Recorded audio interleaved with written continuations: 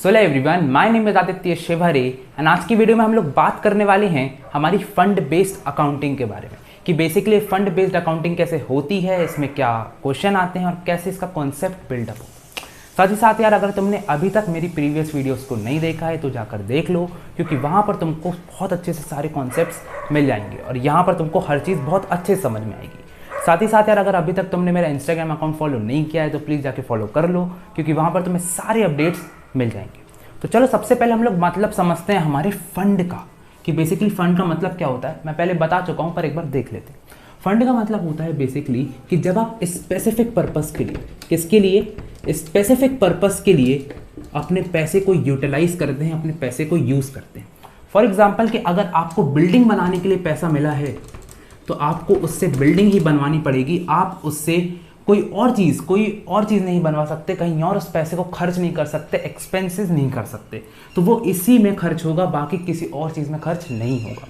अब क्योंकि यार हमारे पास ये आज़ादी नहीं है कि हम उस पैसे को कहीं और खर्च कर सकें, इसलिए हम उसको हमेशा लाइबिलिटी साइड में लेते हैं। तो अगर आपको ये तीन चीज़ें पता हैं तो आप आराम से समझ जाओगे कि भैया ये कौन सी चीज़ फंड है, कौन सी चीज़ फंड नहीं है।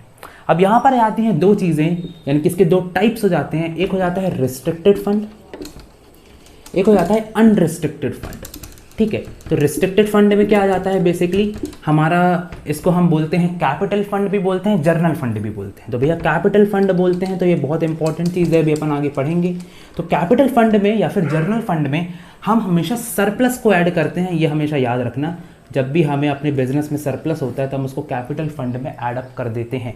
तो यहाँ पर जब भी हमको सरप्लस होगा तो हम उसको यहाँ पर ऐड करेंगे, इसको याद रखना, बाद में काम आएगा।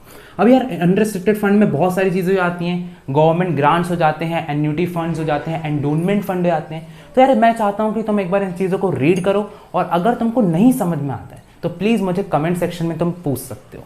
क्लियर हुई बात? तो अब हम देखते हैं कि भाई हमारा जो फंड बेस्ड अकाउंटिंग है वो एक्चुअल में कैसे क्वेश्चन आते हैं और कैसे उनको किया जाता है। फंड बेस्ड अकाउंटिंग में सबसे पहले हमको एक फंड दिया जाता है। तो यार कोई भी फंड दिया हो जा सकता है, फॉर एग्जांपल टूर्नामेंट फंड। अब तुमको वो फंड दिया जाएगा और उसका कुछ अमाउंट दिया जाएगा, फिर तुमसे बोला जाएगा कि भैया इसके कुछ एक्सपेंसेस हैं, यानी कि टूर्नामेंट के ही कुछ एक्सपेंसेस हैं। फिर तुमसे बोला जाएगा कि भैया इस पर एक्सपेंसेस करने के बाद हमको कुछ डोनेशन मिला है। क्या मिला है? डोनेशन मिला है, यानी कि भैया पैसा आया है। ठीक है, क्लियर हो रही है बात? और इसके बाद फिर हो सकता है कि तुमको और सारी चीज़ें दी हों, पर अभी तीन चीज़ें मेन होती हैं। तो तुम क्या करोगे, सबसे पहली बात तो इस चीज़ को लाइबिलिटी साइड में डाल दो कि जैसा कि मैंने बताया कि ये जो फंड है ये हमेशा लाइबिलिटी साइड में जाता है। तो बेसिकली तुम क्या करोगे, सबसे पहले अगर ये 6 लाख रुपए दिया हुआ है तो इसको ऐड अप कर दोगे किसमें, लाइबिलिटी साइड में। एक्सपेंसेस जो है उसको हमेशा माइनस कर दोगे, फॉर एग्जांपल 2 लाख रुपए हैं तो इसको माइनस कर दोगे, और अगर डोनेशन दिया हुआ है तो हमेशा उसको प्लस कर दोगे।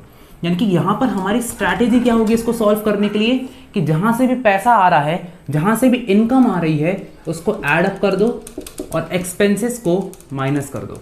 बस इतनी एक हमारी स्ट्रैटेजी होती है इसको करने के लिए। अच्छा, एक और चीज़ यहाँ पर समझना कि हमेशा जब भी हम इसको किसी भी उसमें कर रहे होते हैं, ठीक है, जब भी हम इसको बना रहे होते हैं तो हमेशा ये लाइबिलिटी साइड में होता है। पहली चीज़ तो ये।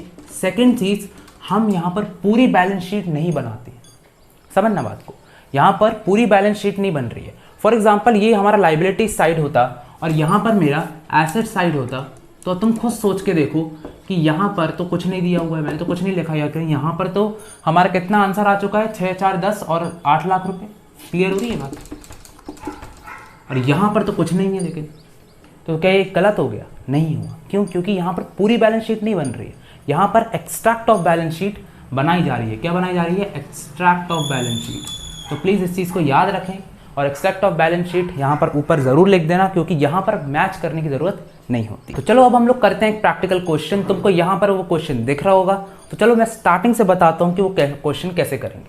तो सबसे पहली बात ये आती है कि तुम लिखोगे an extract of balance sheet as at 31 March, और जो भी तुम्हारा ईयर हो दिया गया हो।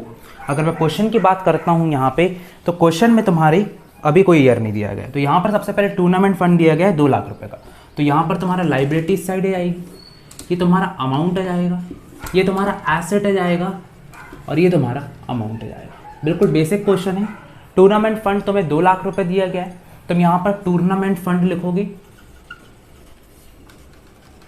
और लिख दोगे 2 लाख रुपए। अंदर साइड लिखना क्योंकि यहाँ पर अभी कैलकुलेशन होने वाला है।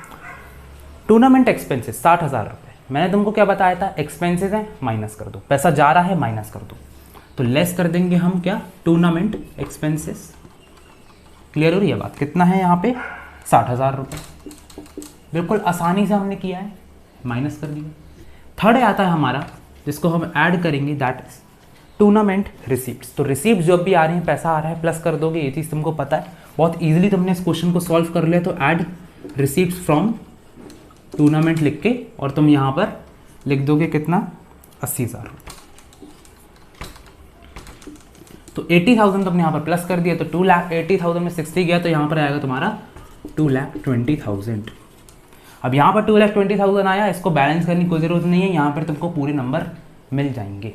क्लियर हो रही है बात, आगे बढ़ते हैं। जब तुम इसी का सेकंड क्वेश्चन देखोगे तो उसमें दिया हुआ है बिलार्ड मैच एक्सपेंसेस।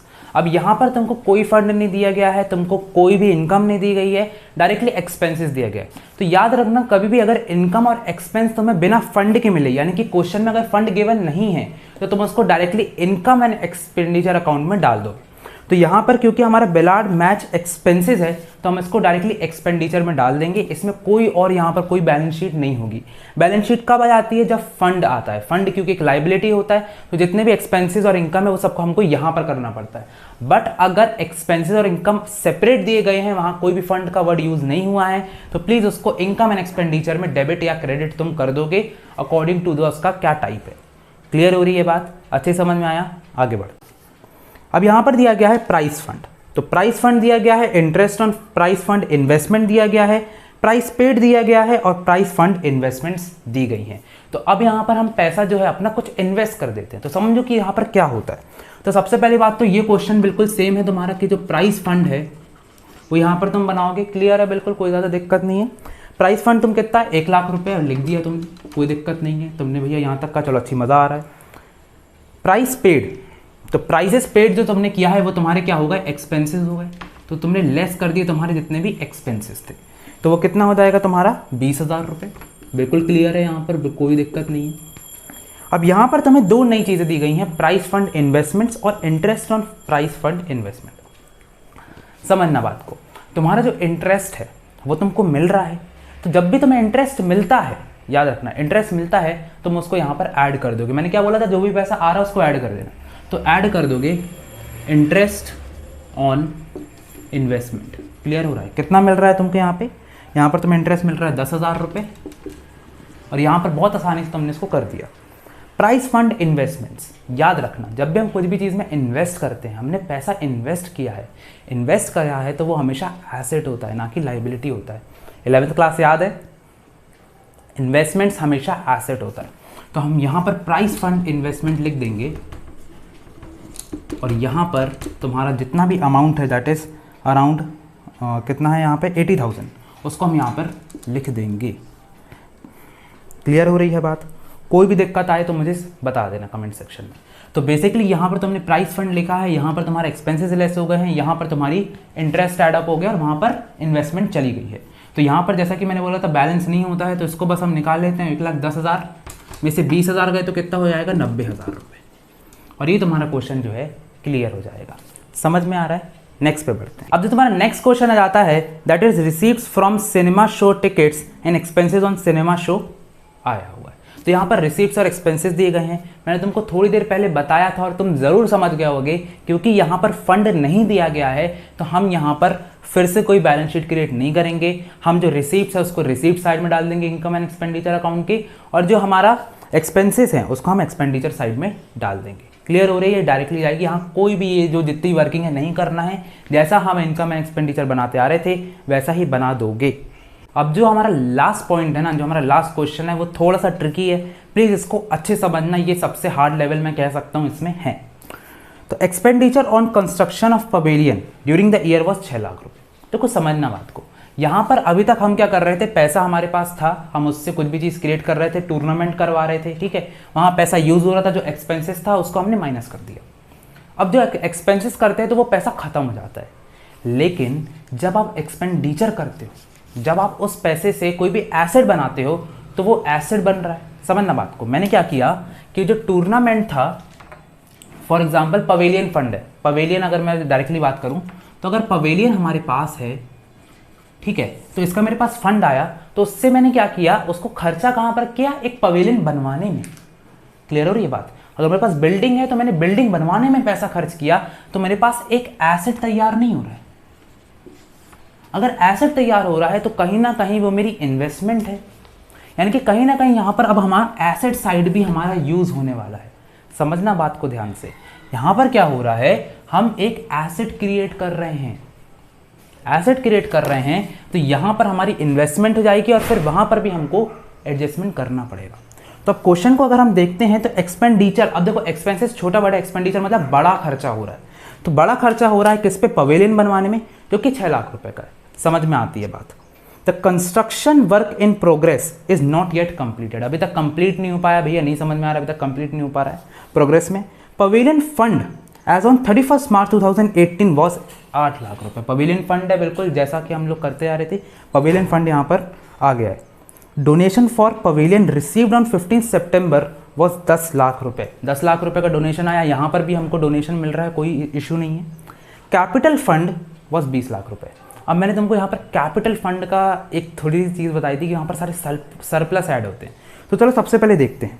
तो सबसे पहले हम पवेलियन फंड लिखेंगे, तो पवेलियन फंड बेसिकली थोड़ा सा नीचे लिखेंगे, उसका रीज़न बताऊंगा अभी। तो पवेलियन फंड जो हो जाता है हमारा, पवेलियन फंड क्या हो जाता है, 8 लाख रुपए। तो 8 लाख रुपए का हमने पवेलियन फंड यहाँ पर यूज़ किया है, तो 8 लाख रुपए यहाँ पर हम लिख देंगे जैसा कि होता आ रहा था।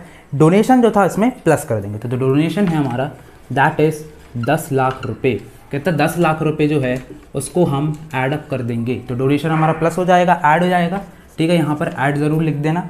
ऐड जब एक बार हम कर लेते हैं तो अब हमारा आ जाता है दैट इज़ कि यहाँ पर एक्सपेंडिचर हुआ है, तो हम एक्सपेंडिचर को माइनस कर देंगे, लेस कर देंगे एक्सपेंडिचर, बिल्कुल पुराने क्वेश्चन जैसा है। तो एक्सपेंडिचर हमारा हुआ है यहाँ पर 6 लाख रुपए का, उसको हम माइनस कर देंगे। क्लियर हो गई बात, इतना समझ में आ गया हुआ। लेकिन अब यहाँ पर बोला गया है कि देखो यहाँ पर इन्वेस्टमेंट की गई, यहाँ पर एसेट क्रिएट हो रहा है, तो एसेट जो क्रिएट हो रहा है हम उसको लिख देंगे, यानी कि जो एक्सपेंडिचर हो रहा था, अभी जो हो रहा था पिछले क्वेश्चन में वो एक्सपेंस था, छोटा मोटा खर्चा था, हुआ खत्म हो गया। लेकिन अभी क्योंकि एसेट क्रिएट हो रहा है इस 6 लाख रुपए से, तो मैं इस 6 लाख रुपए को यहाँ पर भी लिखूंगा और यहाँ पर डालूंगा पवेलियन और वर्क इन प्रोग्रेस डाल दूंगा, ऐसे करके मैं इसको यहाँ पर लिख दूंगा। क्लियर हो रही है बात? कोई भी बात नहीं समझ में तो बताना। देखो बहुत ही एक सिंपल लॉजिक है यार, यहाँ पर जो खर्चा हो रहा था वो एसेट बनाने में हो रहा था, तो मैंने उसको यहाँ पर लिख दिया, एसेट बन गया हमारा, ठीक है। लेकिन वर्क इन प्रोग्रेस लिखा क्योंकि अभी पूरी तरीके से नहीं बना, इतना खर्चा हो गया। अब इसका एडजस्टमेंट यहाँ कैसे होगा, इसको ज़रा जल्दी समझ लो। यहाँ पर कैपिटल फंड हम लिखेंगे। अब कैपिटल फंड मैंने क्या बताया था, कोई भी ऐसा जर्नल फंड होता है भैया जहाँ पर सरप्लस ऐड होता है, तो कैपिटल फंड जो है वो तुम्हारा आ गया 20 लाख रुपए, जो कि तुम यहाँ पर लिख दोगे। 20 लाख रुपए मैंने यहाँ क्यों लिखे, क्योंकि कैपिटल फंड एक लाइबिलिटी है, लाइबिलिटी साइड में चला जाएगा। अब ये जो तुमने एक्सपेंस किया था ये यहाँ पर आया, बात बनती है, लेकिन ये यहाँ पर भी आएगा। क्यों? क्योंकि भैया ये हमको आगे जाकर बहुत सारा जो फ़ायदा है वो देने वाला है, इसलिए मैं यहाँ पर भी इस एक्सपेंडिचर को लिखूंगा और यहाँ पर ऐड कर दूंगा इस एक्सपेंडिचर को। क्यों ऐड करूंगा इस एक्सपेंडिचर को? क्योंकि ये मेरा एसेट बन चुका है और कहीं ना कहीं आगे जाके मुझे फ़ायदा देगा, और क्योंकि फ़ायदा देगा तो मैं इसको अपने फंड में ऐड करूंगा, दैट इज़ 6 लाख रुपीज़। तो ये हमारा आ जाएगा कितना, 26 लाख रुपये। ये हमारा जाएगा 18 में से 6 करो तो कितना चला जाएगा, जल्दी बताओ। 18 में से 6 गया तो कितना चला जाएगा, 12 लाख। और यहाँ पर हमारा 6 लाख ही रहेगा, और ऐसे करके हम इस पूरे क्वेश्चन को सॉल्व कर लेंगे। तो यार इसी के साथ जितने भी क्वेश्चंस हो सकते थे आज मैंने तुमको यहाँ पर करवा दिए हैं। अगर तुमको कोई भी प्रॉब्लम आती है, कोई भी इश्यू आता है, तो तुम मुझे कमेंट सेक्शन पे पूछ सकते हो, इंस्टाग्राम पे डीएम कर सकते हो, साथ ही साथ ईमेल भी कर सकते हो। तो सारे ऑप्शंस यहाँ पर अवेलेबल हैं। इसी के साथ यार अब हम अगली वीडियो में हमारा जो बाकी के टॉपिक्स है उसको कंप्लीट करके इस चैप्टर को एंड कर देंगे। इसी के साथ मिलते हैं अगली वीडियो में, तब तक के लिए लाइक करो, सब्सक्राइब करो, कमेंट करो और ज़्यादा से ज़्यादा शेयर करो। मिलते हैं अगली वीडियो में, तब तक के लिए ऑल द बेस्ट।